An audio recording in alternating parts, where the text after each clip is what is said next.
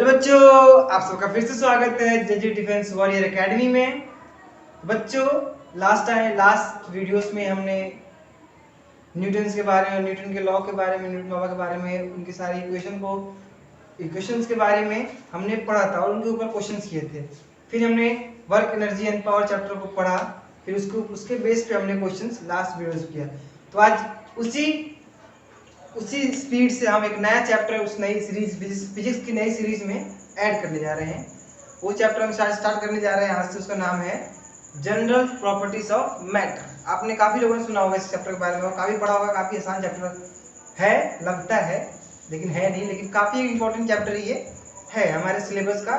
चाहे वो competitive exams हो, एनडीए हो, चाहे स्कूल के बच्चे हो, स्कूल के जो बच्चे हैं है ना, उनके लिए भी काफी इंपॉर्टेंट है। सब बच्चे वीडियोस को देख सकते हैं। ठीक है, चलिए आज हम इस चैप्टर को बहुत डिटेल से पढ़ेंगे। ये चैप्टर एक वीडियो में कवर नहीं हो पाएगा, तो हम इसको 2 से 3 वीडियोस के अंदर पूरा चैप्टर कंप्लीट कराएंगे। और चैप्टर कंप्लीट होने के तुरंत बाद हम इस पे 20 क्वेश्चंस कराएंगे। ठीक है, हमने क्वेश्चन 15 कराते थे, 10-15 क्वेश्चन कराते थे पहले। अब वो क्वेश्चन हम 20 क्वेश्चन आपको हम इस चैप्टर के बेस पे कराएंगे। ठीक है बच्चों, ठीक है, चलिए स्टार्ट करते हैं।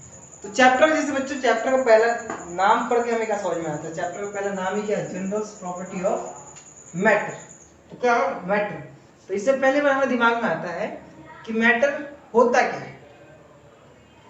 तो मैटर का डेफिनेशन जो है फिजिक्स में वो है anything in space, anything which has mass and occupy space. Means कोई भी ऐसी चीज जिसके पास मास हो और ये कुछ स्पेस ऑक्यूपाई करे। सपोज ये क्या है? फेविकॉल है, फेविकॉल का डब्बा है। क्या है? इसके पास मास है ना, और एक ये स्पेस, सॉरी गिर गया, ये फेविकॉल है, ठीक है, इसका मास है और एक ये स्पेस क्या कर रहा है? ऑक्यूपाई कर रहा है। ये क्या है? This is also a matter. ये भी एक मैटर है, इसको भी मास है, ये भी एक स्पेस ले रहे हैं ना, तो क्या है? ये होता है मैटर। ठीक है, और मैटर में 3 टाइप के मैटर होते हैं। क्या? Solid, liquid and gas. ठीक है, तीनों की डेफिनेशन अगर देखी जाए तो सॉलिड में क्या होता है? सॉलिड में जो होता है, सॉलिड जो मैटर होता है उनका फिक्स शेप होता है। ठीक है, ये फिक्स शेप, ये सॉलिड है। मैटर कौन सा है? सॉलिड है। लिक्विड होता है, उनका शेप फिक्स नहीं होता, जहां डाल दो, जिस चीज में डाल दो उसमें चला जाएगा। गैस का कोई शेप ही नहीं होता। ठीक है, तीनों डिफरेंस, पहला डिफरेंस ये है। और दूसरा देखा जाए तो जो इनके स्ट्रक्चर होते हैं काफी, जो सॉलिड में होते हैं वो काफी क्लोज होते हैं एक दूसरे के। ठीक है, जो लिक्विड होते हैं थोड़ा सा दूर रहते हैं, और गैस में बिल्कुल बहुत बहुत दूर दूर होते हैं। ठीक है, ना मात्रा में होते हैं। ठीक है, तो ये 3 थे हमारे मैटर के टाइप्स। ठीक है, ये होगा पूरा मैटर के बारे में। अब हम पढ़ते हैं क्या, इसका पहला टॉपिक आता है हमारे पास, इलास्टिसिटी। सबने सुना होगा ये टॉपिक, क्या है? इलास्टिसिटी। इलास्टिसिटी से बच्चों में क्या समझ में आता है? इस चीज का इलास्टिकपन, कितना वो इलास्टिक है, कितना मतलब फैल रहा है वो चीज, कितना स्ट्रेच हो सकता है, तो वो क्या होता है? इलास्टिसिटी में आता है। तो इलास्टिसिटी क्या है? फिजिक्स का डेफिनेशन देखा जाए तो क्या होता है? It is a property of body by virtue of it body can regain its original position. It means कि ये फिजिक्स ऐसी प्रॉपर्टी जिसमें क्या होता है कि बॉडी का पोजीशन चेंज होगा तो वापस उस पोजीशन को ये ले लेगा।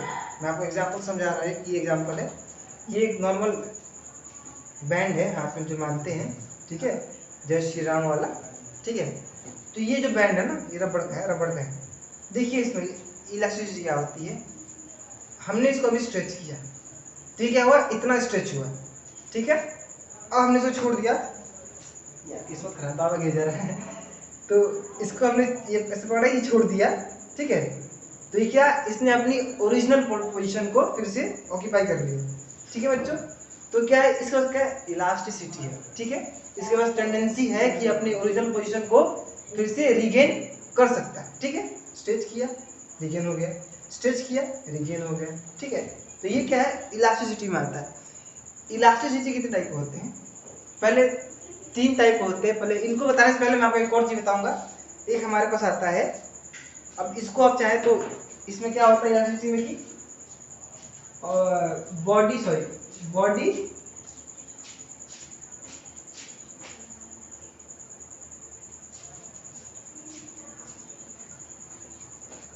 मेरे भाई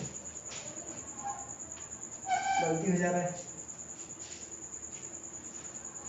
body can regain it original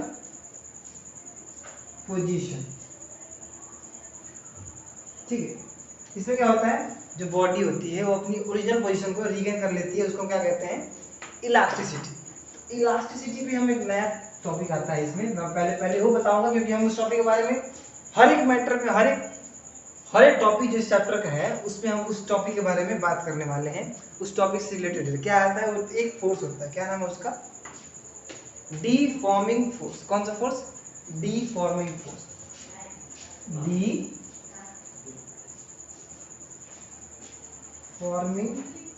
force. ठीक है, तो डीफॉर्मिंग नाम से क्या समझ में आता है आपको, डीफॉर्मिंग नाम से क्या होता है कि किसी चीज जो एक फॉर्मेशन है उसको डीफॉर्म कर देता है, क्या करता है वो, डीफॉर्म कर देता है। तो फिजिक्स में इसकी डेफिनेशन अगर एक देखेंगे, this is a type of force by which the shape, size and the position of the body can be changed।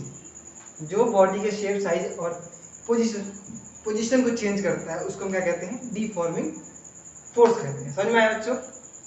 ठीक है, तो डीफॉर्मिंग फोर्स ये होता है। अब मैं बताया था आपको 3-4 होते हैं इसके टाइप इलास्टिसिटी। क्या होता है, एक परफेक्ट इलास्टिक होता है, बॉडी होती है, ठीक है, एक परफेक्ट इलास्टिक बॉडी होती है, एक प्लास्टिक बॉडी होती है, और एक इलास्टिक दो होते हैं, परफेक्ट प्लास्टिक इलास्टिक बॉडी और एक प्लास्टिक बॉडी। अब परफेक्ट इलास्टिक क्या होता है, ऐसी चीज जो कि अपने स्ट्रेच करने से वो अपनी ओरिजिनल मतलब पोजीशन जो है, ओरिजिनल साइज जो है उसको रिगेन करती है। ये है क्या है, परफेक्ट इलास्टिक। इतना बड़ा है, इसको हमने स्ट्रेच किया, ठीक है, अब ये क्या होगा, जो इसका ओरिजिनल साइज था उसमें ये आ गया, तो क्या होगा, ये परफेक्ट इलास्टिक हो गया। अब देखिए, प्लास्टिक की कोई चीज तो हमारे पास है नहीं, है ना, तो क्या होता है प्लास्टिक की चीज में, होता है क्या कि प्लास्टिक की वो होती है कि जिसके ऊपर ये दोबारा एक बार इसको स्ट्रेच कर दोगे तो अपनी ओरिजिनल पोजीशन नहीं ले पाएगा। ये जो है ना, ये इसको एक भाई जो दिस इज अ डॉग, देखिए क्या कुत्ता है ये, ठीक है, इसको अगर हम खींच दें अगर तेज, तो ये अपनी पोजीशन को रिगेन नहीं कर पाएगा। ये मैं इसको खींचने जाता, बच्चे खेलते हैं, इससे खराब हो जाएगा ये, ठीक है, तो इसको रख देते हैं।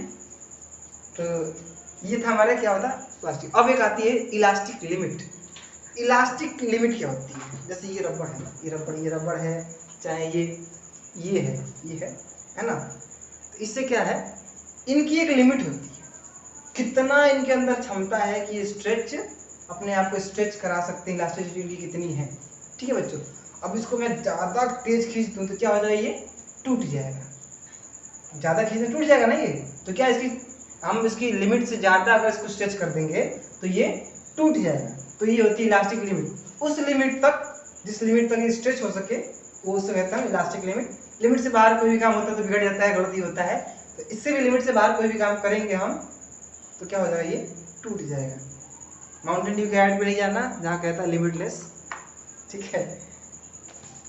अब आते हैं नेक्स्ट टॉपिक, हमारे पास क्या है, हाँ नेक्स्ट टॉपिक आपका स्ट्रेच में बात कर रहा हूँ, तो नेक्स्ट टॉपिक जो हमारा इससे रिलेटेड है क्या है, स्ट्रेस एंड स्ट्रेन। बच्चों ये बहुत ही एक इंपॉर्टेंट टॉपिक है हमारे चैप्टर का, जो कि हम पढ़ने जा रहे हैं। क्या कहते हैं उसको, स्ट्रेस एंड स्ट्रेन, ताकि 11th में भी है, 9th में मेरे ख्याल से है कि नहीं, 11th क्लास में है ये, ठीक है, और ये बहुत ही इंपॉर्टेंट चैप्टर भी इसमें पढ़ाया जाता है। बहुत बच्चों को मार्क्स इसके अंदर कटते हैं, तो आप इसको ध्यान से समझिएगा। लास्ट ये होता क्या है, स्ट्रेच और स्ट्रेन, ठीक है। देखिए क्या होता है कि the internal in the body होती है द इंटरनल रीस्टोरिंग फोर्स। एक स्ट्रेस क्या होता है, द इंटरनल रीस्टोरिंग फोर्स। तो डिफॉर्मिंग था ना ये, डिफॉर्मिंग का उल्टा क्या होता है, रीस्टोरिंग फोर्स। क्या होता है, एक साइड डिफॉर्मिंग साइज चेंज करता है, शेप चेंज करता है, पोजीशन चेंज करता है, और रीफॉर्मिंग जो होता है वो उन पोजीशन में लाकर फिर से सही कर देता है, ठीक है। तो रीस्टोरिंग फोर्स क्या होता है, इसमें स्ट्रेस में क्या काम आता है कि the internal restoring force acting on the body in per unit area is called stress. Stress, ठीक है, सिंपल भाषा में देखें इसको तो हम कि एक क्या होता है रिस्टोरिंग फोर्स। रिस्टोरिंग फोर्स का आप फॉर्मूला लिख लीजिए स्ट्रेस का, अक्सर क्वेश्चन एग्जाम में पूछ जाता है। मैं इसको क्वेश्चन भी कराऊंगा आपको कैसे पूछते question. Stress is equal to restoring force upon area. ये किसका फॉर्मूला है? स्ट्रेस का फॉर्मूला है, ठीक है। ये हमारा किसका है? उसका कहते हैं स्ट्रेस का फॉर्मूला है कि कितने रिस्टोर हुआ, कितनी एरिया रिस्टोर हुई, ठीक है, ये उसका फॉर्मूला है, ठीक है। अब ऐसा यूनिट क्या होता है स्ट्रेस का? स्ट्रेस का ऐसा होता है न्यूटन मीटर स्क्वायर या फिर पास्कल, ठीक है, दो होता है, न्यूटन मीटर स्क्वायर लिखिए या फिर पास्कल लिखिए, ठीक है। ऐसा यूनिट नोट कर लीजिए आप लोग, ऐसा unit equal to newton metre square या फिर पास्कल, ये होता है स्ट्रेस का ऐसा यूनिट। अब पूछा जाता है कि नॉर्मल स्ट्रेस क्या होता है? दो स्ट्रेस होते हैं, एक नॉर्मल स्ट्रेस होता है और एक टेंजेंट स्ट्रेस होता है। तो नॉर्मल स्ट्रेस वो होता है जो कि नॉर्मल सरफेस पे काम करता है, जबकि डीफॉर्मिंग फोर्स नॉर्मल सरफेस पे काम करेगा बॉडी के, उसको हम नॉर्मल स्ट्रेस कहते हैं, ठीक है। और जो टेंजेंट पे काम करेगा, जो टेंजेंट पे काम करता है ना, उसका क्या कहते हैं हम? टेंजेंट स्ट्रेस, ठीक है। तो दो टाइप के स्ट्रेस होते हैं। फिर नेक्स्ट टॉपिक आता है हमारा क्या? स्ट्रेन। ये भी बहुत ज़्यादा इंपॉर्टेंट है, स्ट्रेस से ज़्यादा इंपॉर्टेंट स्ट्रेन है, तो इसमें काफ़ी क्वेश्चन पूछे जाते हैं, ठीक है। तो स्ट्रेन होता क्या है? स्ट्रेन होता है कि किसी बॉडी के जो चेंजेस हैं, मानिए कि suppose this is a body, इसमें क्या चेंजेस आए, ठीक है, इस बॉडी में क्या चेंजेस आए, इस बॉडी में जो चेंजेस आए अपॉन ओरिजिनल बॉडी, ये होता है स्ट्रेन फॉर्मूला। यानी कि हम इसको देख सकते हैं, मिटाना पड़ेगा इसको,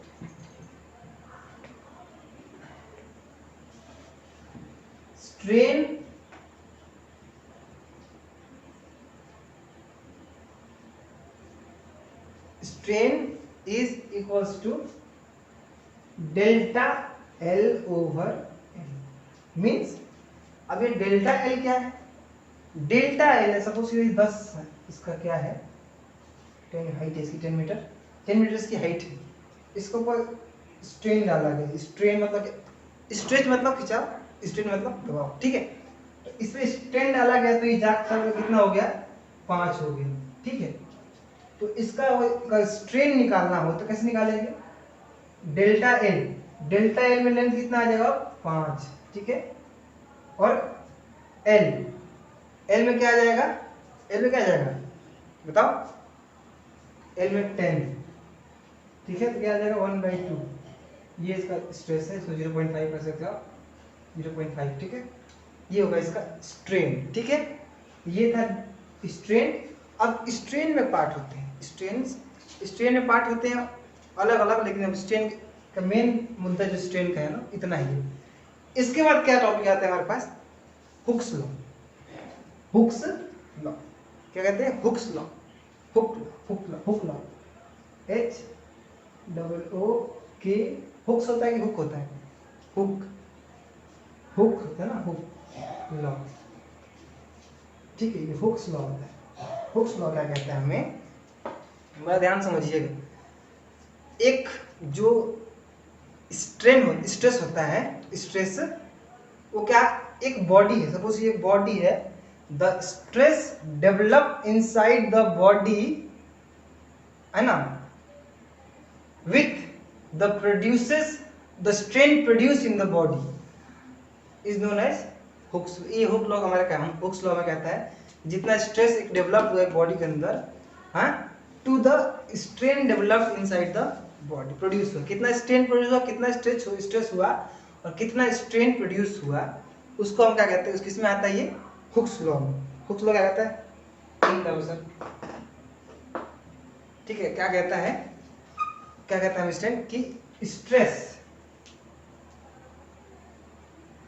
सॉरी स्ट्रेन पढ़ रहे थे ना, स्ट्रेस पढ़ रहे थे, हाँ stress, sorry stress is equals to E into strain. अब पूछेंगे ये स्ट्रेन क्या है, सॉरी ये ई क्या है, ई है इलास्टिसिटी। हर एक चीज इलास्टिसिटी पे जुड़ी हुई है इस चैप्टर से, ये हुक्स लॉ पूरा इलास्टिसिटी डेवलप कर रहा है, ठीक है। तो ये होता है हमारा हुक्स लॉ, कहता है stress is equals to E into strain, यानी कि इलास्टिसिटी इनटू स्ट्रेन, ठीक है। अब क्या होता है इसमें, स्ट्रेस भी दो टाइप के होते हैं, क्या क्या, एक यंग मॉडुलस होता है, यंग मॉडुलस सुना होगा आप लोगों ने, स्ट्रेन जो होता है, सॉरी यंग मॉडुलस होता है, और एक बल्क मॉडुलस होता है। यंग से क्या होता है, यंग किस पे आता है, हमारे लॉन्गिट्यूड पे आता है, और बल्क किस में आता है, सॉरी क्या बता रहा था मैं, हाँ लेंथ पे आता है। जो यंग्स होता है ना वो लेंथ पे काम करता है, और जो ये होता है बल्क वाला होता है वो इस पे वॉल्यूम पे काम करता है, बल्क में। बल्क इन द सेंस क्या होता है, वॉल्यूम। इसके फॉर्मूला आप लिख सकते, चाहे तो नोट कर सकते हैं, इसे क्वेश्चन आ जाते हैं यंग्स मॉडुलस पे और बल्क मॉडुलस पे। मैं क्वेश्चन कराऊंगा आपको इस पे, दोनों पे, अभी चैप्टर खत्म कर लेंगे हम ना, इस पे क्वेश्चन क्या होता है। यंग्स को हम के से डिनोट करते हैं, क्या यंग्स को हमने के से डिनोट करते हैं।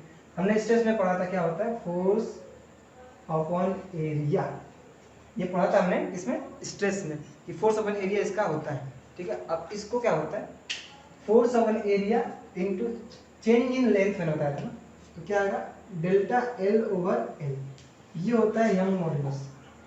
बल्क मॉडुलस किसे कर सकते हैं आप, बल्क मॉडुलस हम सो क्या करें, के से करते हैं, सॉरी के से करते हैं, अरे हाँ वाई से कहते हैं यंग्स, और के से करते हैं हम बल्क मॉडुलस को डिनोट। इसमें भी क्या होता है A by delta V by V, यानी कि सिंपल कह सकते हैं ये लेंथ पे डिपेंड करता है, ये वॉल्यूमेट्री पे डिपेंड करता है, क्या समझ में आया। अब नेक्स्ट टॉपिक हमारे पास क्या है, जो नेक्स्ट टॉपिक हमारे पास है, हाँ ये लास्ट टॉपिक हमारे इस वीडियो का है, पॉइजन्स रेशियो। क्या पॉइजन्स रेशियो, पॉइजन्स रेशियो भी एक इलास्टिसिटी पे ही है, बहुत ही कमाल का है, आप इसको देखिए एक बार।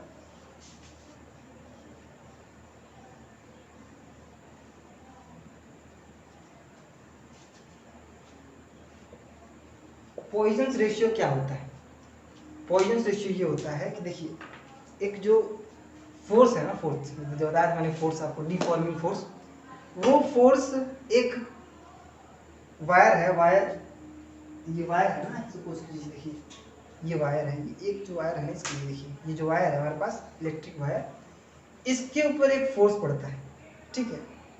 ये जो फोर्स है यहाँ से एक उसके ऊपर डिफॉर्मिंग फोर्स पड़ता है। पॉइजन्स रेशियो क्या कहते हैं हमें, कि ये एक फोर्स पड़ता है, तो इसमें क्या होता है कि the ratio of change in length and change in radius, इसको कहते हैं हम पॉइजन्स रेशियो। इसको डिफाइन कर सकते हैं अलग मेथड से, और ब्रीफली में देखना आपको समझना बहुत इंपॉर्टेंट है पहले इसको, क्या होता है जब कोई डिफॉर्मिंग फोर्स इस वायर के ऊपर पड़ता है, जब भी कोई डिफॉर्मिंग फोर्स तो वायर पर पड़ता है। देखिए इसमें क्या होता है, ये वायर है सिलेंडर शेप में है ना वायर, जब इस पर कोई ऊपर से फोर्स पड़ेगा तो इसका रेडियस ज्यादा हो कम होगा। भाई एक गोल सा पाइप है, suppose this is a wire, ये भी तो गोल सिलेंडर शेप में, दिस इज अ वायर, इसके ऊपर से अगर ईंट से दबाया जाए तो क्या होगा, इसका जो रेडियस है क्या होगा, कम होगा, है ना। तो रेडियस जब कम होता है, इसमें क्या होता है कि जब इस पे फोर्स पड़ता है तो रेडियस क्या होता है, कम होता है ना। और क्यों होता है, फोर्स से भी कम होता है, प्लस जो स्ट्रेस पड़ता है इसमें ना, जो खिंचाव पड़ता है इस तार पे, ये जो वायर है ना, ये देखिए इतना इसको हम खींचेंगे ना, अगर इस वायर को खींच टूट गया तो खींचने से टूट गया वायर ही, कोई बात नहीं, इसको खींचेंगे ना तो क्या आएगा, ये फैलेगा, और जितना फैलेगा उतना इसका रेडियस कम होगा, है ना।